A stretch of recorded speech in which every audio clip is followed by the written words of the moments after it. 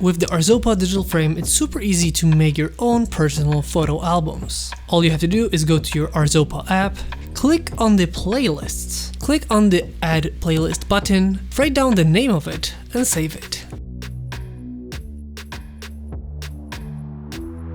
Now pick the photos of your choosing. Take your time and select as many as you want.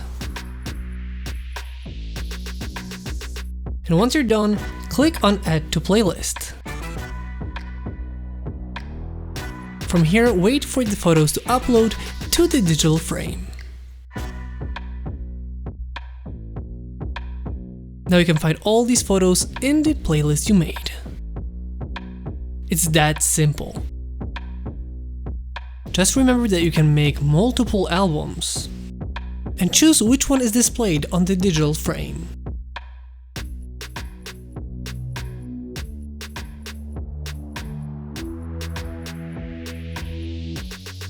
Thanks to this, you can make different themed albums and collections of memories.